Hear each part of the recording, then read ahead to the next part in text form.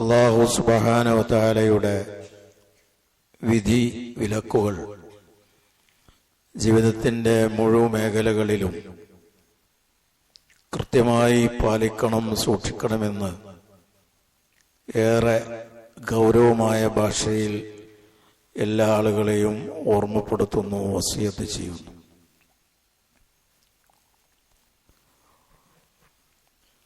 നാം ജീവിക്കുന്ന ഈ ഭൗതിക ലോകം ഏറെ ഫിത്നകൾ, കുഴപ്പങ്ങൾ നിറഞ്ഞതാണ്. ഈ കുഴപ്പങ്ങളുടെ, ഫിത്നകളുടെ അതിൻ്റെ വൃത്തം അത് നാൾക്കുനാൾ കഴിയും തോറും വികസിച്ച് വലുതായിക്കൊണ്ടിരിക്കും. ഇത് നബി സല്ലല്ലാഹു അലൈഹി വസല്ലം ധാരാളം ഹദീസുകളിലൂടെ നമ്മെ ബോധ്യപ്പെടുത്തിയ കാര്യമാണ്. ഓരോ ദിനം കഴിയുമ്പോഴും പുതിയ പുതിയ കടുത്ത ഫിത്നകളും പരീക്ഷണങ്ങളും കടന്നു വരികയും ഏറെ സൂക്ഷിക്കുകയും ജാഗ്രത പാലിക്കുകയും ചെയ്തിട്ടില്ല എങ്കിൽ അത് നമ്മുടെ രണ്ട് ലോകത്തെ ജീവിതത്തെയും അപകടത്തിൽ വീഴ്ത്തും എന്നും നബി സല്ലല്ലാഹു അലൈഹി വസല്ലമ ബോധ്യപ്പെടുത്തിയിട്ടുണ്ട്. അതുകൊണ്ട്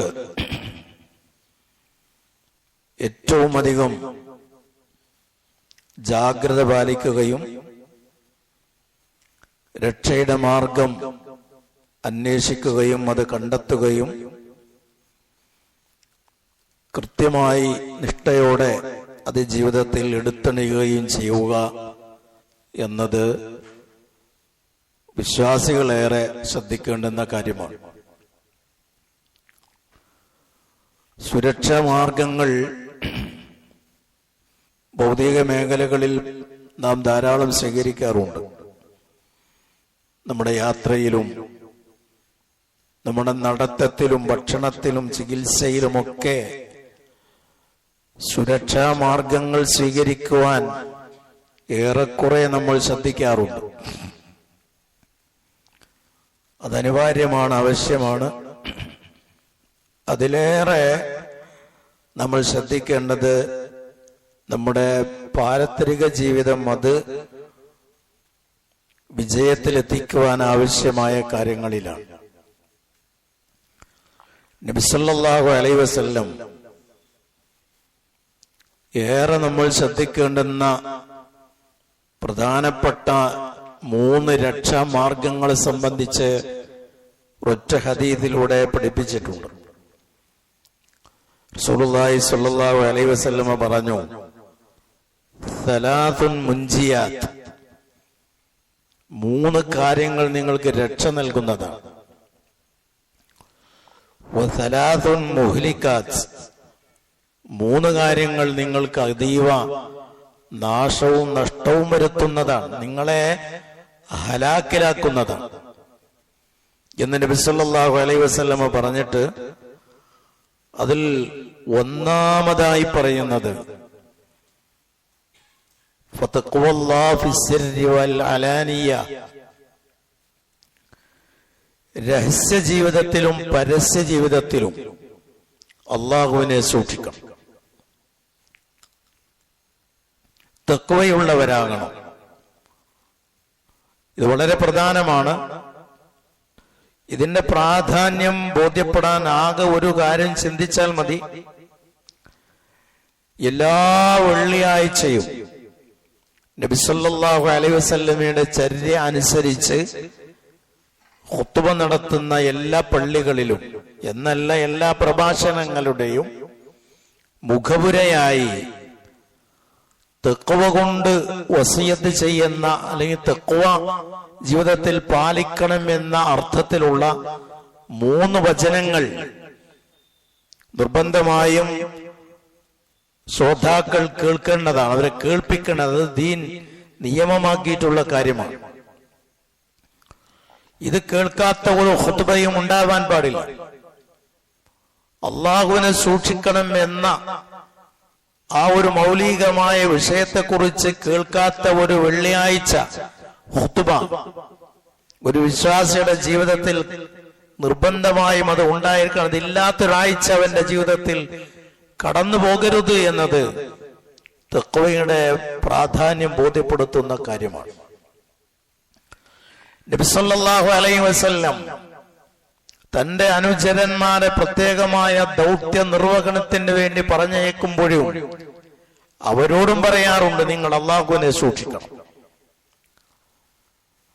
ഒട്ടേറെ മേഖലകളിൽ സ്വഹാബത്തും ആ ഒരു രീതി സ്വീകരിച്ചതായി കാണാം. മഹാനായ അബൂബക്കർ സിദ്ദീഖ് റളിയല്ലാഹു അൻഹു തന്റെ പിൻഗാമിയായി ഉമർ റളിയല്ലാഹു അൻഹുവിനെ ഭരണാധികാരിയായി നിശ്ചയിക്കുന്ന വേളയിലും അദ്ദേഹം തന്നെ പല സൈന്യങ്ങളെയും പല ദൗത്യ നിർവഹണത്തിന് വേണ്ടി പറഞ്ഞയക്കുമ്പോഴും ഒക്കെ പറയുന്ന കാര്യം അള്ളാഹുവിനെ സൂക്ഷിക്കണം. മുആദ് ഇബ്നു ജബൽ റളിയല്ലാഹു അൻഹുവിനെയും അബൂ മൂസൽ അശ്അരി റളിയല്ലാഹു അൻഹുവിനെയും യമനിലേക്ക് പ്രബോധകന്മാരായി പറഞ്ഞേക്കുന്ന വേളയിലും നബി സല്ലല്ലാഹു അലൈഹി വസല്ലം പറഞ്ഞത് അള്ളാഹുവിനെ സൂക്ഷിക്കണം.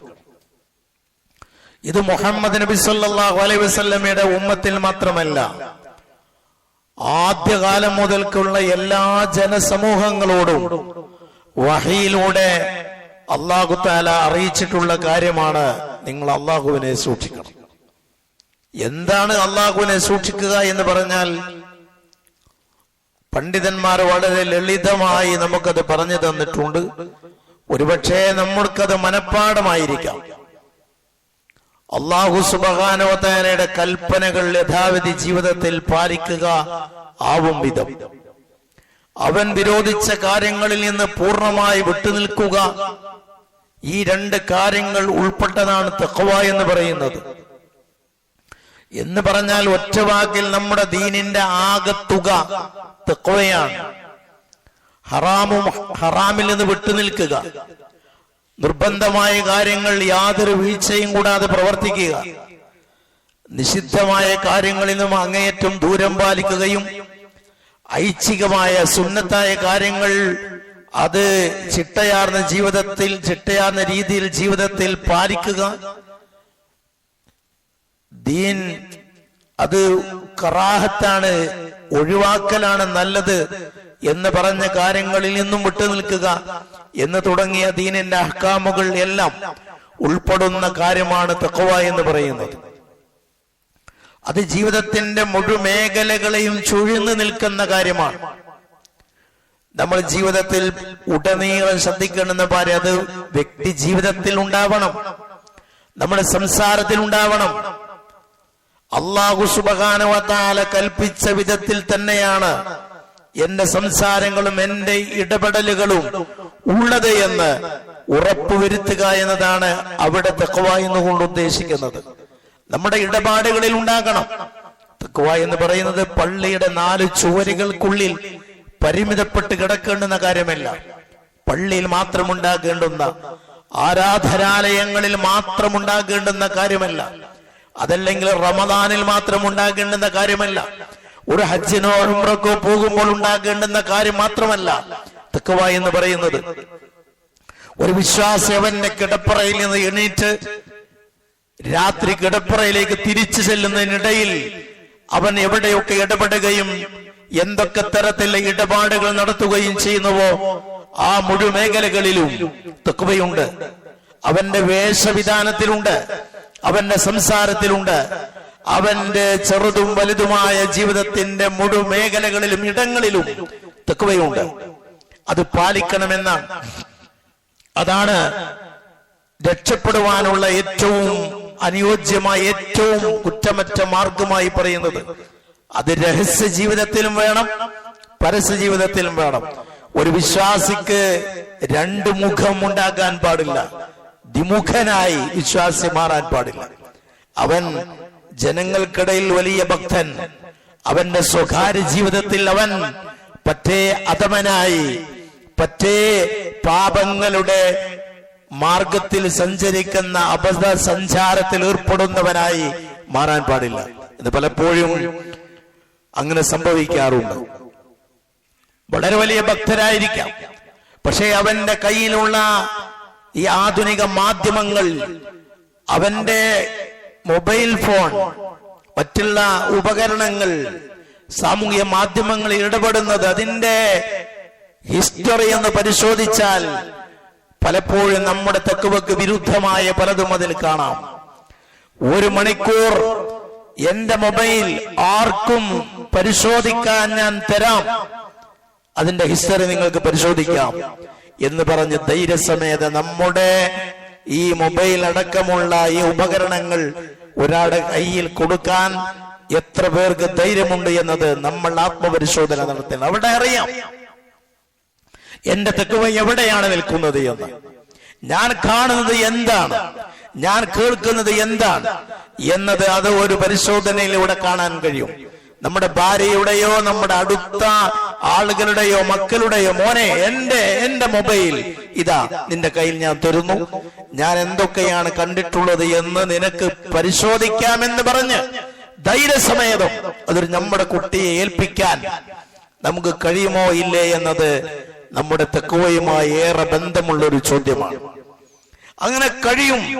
മക്കളുടേത് നമുക്കും മകൻ പറയാൻ പറ്റണം, എന്റേത് നിങ്ങൾക്കും പരിശോധിക്കാം.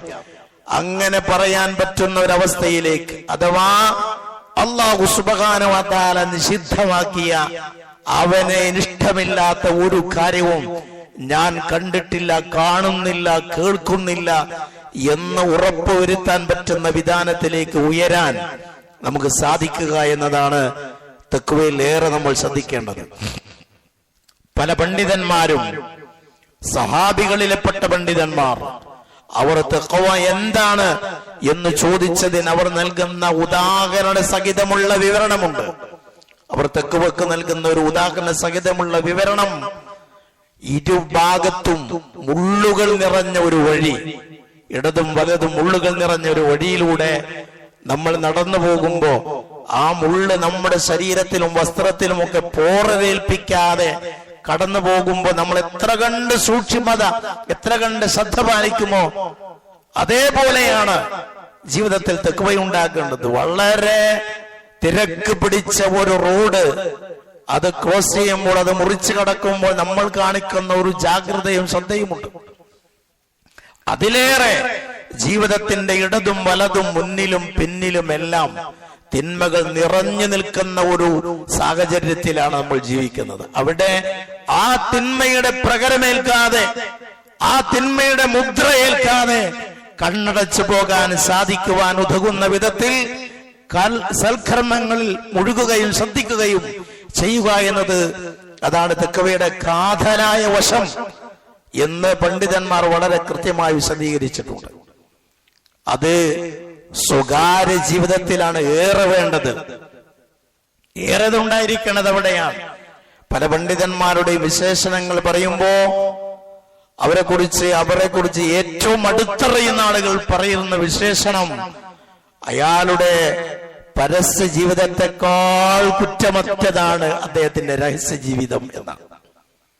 പരസ്യ ജീവിതത്തെക്കാൾ ഏറ്റവും മെച്ചപ്പെട്ടതാണ് അദ്ദേഹത്തിന്റെ സ്വകാര്യ ജീവിതം എന്ന് പറയാവുന്ന വിധത്തിൽ തഖ്വയുടെ ആ ഒരു സ്വഭാവം എടുത്തണികയും തെറ്റിലേക്ക് പോകാതിരിക്കാൻ ആവശ്യമായ തഖ്വയുടെ പടച്ചട്ട അണിയുകയും ചെയ്തവരായിരുന്നു അവർ എന്നതാണ് അതുകൊണ്ട് ഉദ്ദേശിക്കുന്നത്. നമ്മുടെ ഇടപെടലിൽ ഞാൻ പറഞ്ഞു മുഴുവൻ മേഖലകളിലും അത് വേണം. അതുകൊണ്ട് കിട്ടുന്ന പ്രയോജനം റസൂൽ പറഞ്ഞു, അത് മുൻസിയാത്ത, നമുക്ക് രക്ഷ നൽകുന്ന കാര്യമാണ്. വിശുദ്ധ ഖുർആനും അക്കാര്യം പറഞ്ഞിട്ടുണ്ട്.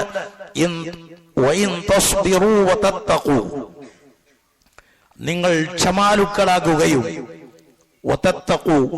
ഞാൻ ഇവിടെ പറഞ്ഞ വിധത്തിലുള്ള തഖ്വ അത് നിങ്ങൾ ജീവിതത്തിൽ അണിയുകയും ചെയ്താൽ ലാ യദുറുക്കും കൈദുഹും ശൈഅ, ശത്രുക്കളുടെ ഒരു കുതന്ത്രവും നിങ്ങൾക്ക് ഒരു ഉപദ്രവവും വരുത്തുന്നതല്ല. ഒരു കുതന്ത്രത്തിലൂടെയും നിങ്ങളെ തോൽപ്പിക്കാൻ, പരാജയപ്പെടുത്താൻ ഒരു ശത്രുവിനും നിങ്ങൾക്ക് കഴിയില്ല. നിങ്ങളുടെ കയ്യിൽ 2 ആയുധങ്ങൾ ഉണ്ടെങ്കിൽ, ഒന്ന് സ്വബറാണ്, മറ്റൊന്ന് തഖ്വയാണ്. സ്വബറും ക്ഷമയും തഖ്വയും നിങ്ങളുടെ ജീവിതത്തിൽ സമ്മേളിച്ചാൽ ശത്രു എത്ര തന്നെ ആയുധ സമ്പന്നനാണെങ്കിലും നിങ്ങളെ ഒന്നും ചെയ്യാൻ അവന് സാധിക്കുകയില്ല. അവന്റെ സകല ശ്രമങ്ങളെയും റബ്ബ് പരാജയപ്പെടുത്തുക തന്നെ ചെയ്യും എന്ന് അല്ലാഹു സുബ്ഹാനഹു വ തആല നമുക്ക് വാഗ്ദാനം ചെയ്ത കാര്യമാണ്. നമ്മോട് വാഗ്ദാനം ചെയ്ത കാര്യമാണ്, നമുക്ക് ഉറപ്പ് തന്ന കാര്യമാണ്. പക്ഷേ ആ ഒരു രണ്ട് സ്വഭാവങ്ങൾ നമ്മുടെ ജീവിതത്തിൽ ഉണ്ടോ ഇല്ലേ എന്ന് നമ്മൾ പരിശോധിക്കണം. പ്രത്യേകിച്ച് പരീക്ഷണങ്ങൾ വരുമ്പോൾ വിശ്വാസിയെ സംബന്ധിച്ചിടത്തോളം ദുനിയാവ് എന്ന് പറയുന്നത് കടുത്ത പരീക്ഷണത്തിന്റെ ഒരു ഇടമാണ്. റസൂൽ പറഞ്ഞത്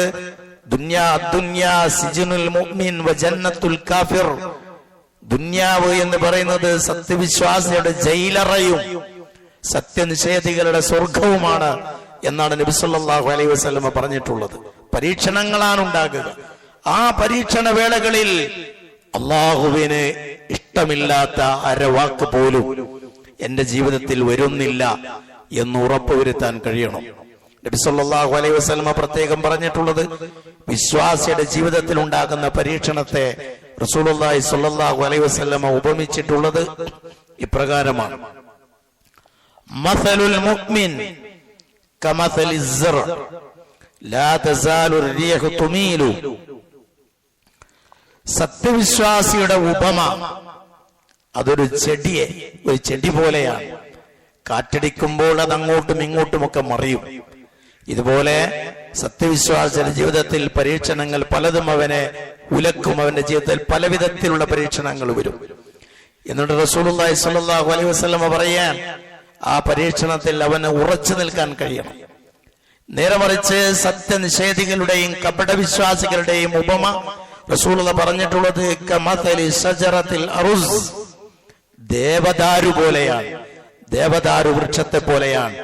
അത് ഏറെക്കുറെ എത്ര കാറ്റടിച്ചാലും അങ്ങനെ തന്നെ നിൽക്കും. പക്ഷെ അവസാനം അത് കടപുഴകി വീഴും എന്ന് പറഞ്ഞാൽ നബി സല്ലല്ലാഹു അലൈഹി വസല്ലം ഇതിലൂടെ പഠിപ്പിക്കുന്നത് സത്യനിഷേധികളുടെയും കപടവിശ്വാസികളുടെയും ജീവിതത്തിൽ അങ്ങനെ വലിയ പരീക്ഷണങ്ങൾ ഉണ്ടാവില്ല. കടുത്ത പരീക്ഷണങ്ങൾ ഉണ്ടാകുക വിശ്വാസികൾക്കാണ്. അത് തന്നെ ഏറ്റവും അധികം ഈമാൻ ആർക്കാണോ അവനാണ് കൂടുതൽ പരീക്ഷണങ്ങൾ ഉണ്ടാകുക.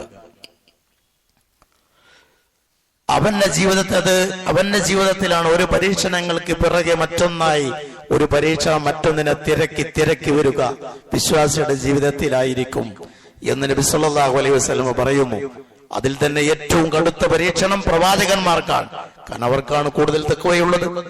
തഖ്വയുടെ അത് എത്ര കണ്ടുണ്ടോ അതിനനുസരിച്ച് പരീക്ഷണങ്ങൾ വർദ്ധിക്കും. കപടവിശ്വാസികൾക്കും സത്യനിഷേധികൾക്കും ഇഹലോകത്ത് പരീക്ഷണങ്ങൾ കുറവാണ്. അതുകൊണ്ടാണ് റസൂലുള്ളാഹി അവരുടെ സ്വർഗമാണ് എന്നാണല്ലോ പറഞ്ഞത്. ഈ പരീക്ഷണ വേളയിൽ നമുക്ക് ഉറച്ചു നിൽക്കാൻ പറ്റണം. ആ സന്ദർഭങ്ങളിലും തഖ്വ കൈവെടിയാതെ മുന്നോട്ട് പോകുവാൻ സാധിക്കുക എന്നുള്ളതാണ് വിജയത്തിന്റെ ഏറ്റവും പ്രധാനപ്പെട്ട ഒരു വഴിയായി, മാർഗമായി റസൂലുള്ളാഹി സ്വല്ലല്ലാഹു അലൈഹി വസല്ലം പഠിപ്പിച്ചിട്ടുള്ളത്. രണ്ടാമത് റസൂൽ പറഞ്ഞത് വൽ ഖൗലു ബിൽ ഹഖ് ഫിർ റിളാ വസ്സുഖ്. തൃപ്തിയുടെ വേളയിലും അതൃപ്തിയുടെ വേളയിലും സത്യം പറയാൻ പറ്റണം, സത്യസന്ധത പാലിക്കുക. നമ്മുടെ ജീവിതത്തിൽ സന്തോഷവേളയിലായിരുന്നാലും നമുക്ക് പ്രയാസമുണ്ടാകുന്ന വേളയിലായിരുന്നാലും ദേഷ്യപ്പെടുന്ന വേളയിലായിരുന്നു ഏത് സമയത്തും പ്രതികൂലം കാലാവസ്ഥ എത്ര പ്രതികൂലമാണെങ്കിലും സത്യം പറയാൻ കഴിയണം. അതാണ് രക്ഷയുടെ മാർഗം എന്ന് നബി സല്ലല്ലാഹു അലൈഹി വസല്ലം പഠിപ്പിച്ചിട്ടുണ്ട്. ഇത് സംബന്ധമായ ഉദാഹരണങ്ങൾ, ചരിത്രങ്ങൾ ധാരാളം കാണാം. അബ്ദുല്ലാഹ് ഇബ്നു റവാഹ എന്ന് പറയുന്ന പ്രഗത്ഭനായ ഒരു സ്വഹാബിയുണ്ട്. അദ്ദേഹത്തെ നബി സല്ലല്ലാഹു അലൈഹി വസല്ലമ ഖൈബറിലെ യഹൂദികളുടെ കൃഷിയിടത്തിൽ നിന്നൊരു നിശ്ചിത വിഹിതം പിരിച്ചെടുക്കാൻ വേണ്ടി പറഞ്ഞേക്ക്. ഖൈബർ മുസ്ലിങ്ങൾ അധീനപ്പെടുത്തിയപ്പോ അവിടെ താമസിച്ചിരുന്ന ജൂതന്മാരോട് പറഞ്ഞു, ഈ കൃഷിയിടത്തിൽ നിങ്ങൾക്ക് കൃഷി ചെയ്യാം, ഇത് മുസ്ലിം രാജ്യമാണ്, മാറിയിട്ടുണ്ടെങ്കിൽ നിങ്ങൾക്കത് കൃഷി ചെയ്യാം. ഒരു നിശ്ചിത വിഹിതം നിങ്ങൾ ബൈത്തുൽ മാലിലേക്ക്, പൊതുഖജനാവിലേക്ക് നൽകണം. അതിന്റെ കൃഷിയുടെ വിളവെടുപ്പ് സമയമാകുമ്പോ നബി സല്ലല്ലാഹു അലൈഹി വസല്ലമ അബ്ദുല്ലാഹ് ഇബ്നു റവാഹയെ പോലെയുള്ള സഹാബികളെ പറഞ്ഞേക്കും. അവരാ കൃഷിയിടങ്ങളില് ഇങ്ങനെ നോക്കിക്കണ്ടിട്ട് അതൊന്ന് മതിച്ച് കണക്കാക്കും. ഇപ്രാവശ്യം ഇത്ര വിളയുണ്ടാകും, അതിൽ ഇത്ര ശതമാനം നിങ്ങൾ തരണം എന്ന് പറഞ്ഞ് പിരിക്കാൻ വേണ്ടി അബ്ദുല്ലാഹ് ഇബ്നു റവാഹ എന്ന് പറയുന്ന സ്വഹാബിയെ പലപ്പോഴും റസൂൽ പറഞ്ഞേക്കും. ഒരിക്കൽ അദ്ദേഹം ചെല്ലുമ്പോ ജൂതന്മാർ അദ്ദേഹത്തോട് പറഞ്ഞു, നിങ്ങൾക്ക് ഞങ്ങള് കൈക്കൂലി തരാം, ഞങ്ങളുടെ വിളയിൽ നിന്ന് ഞങ്ങൾ അധികം എടുക്കരുത്, കൈക്കൂലി തരാം എന്ന് പറഞ്ഞപ്പോ മഹാനായ അബ്ദുല്ലാഹ് ഇബ്നു റവാഹ റളിയല്ലാഹു തആല അൻഹു പറഞ്ഞു, യാ മഅശറൽ യഹൂദ് അൻതും അബ്ഗളുൽ ഖൽഖി ഇലയ്യ.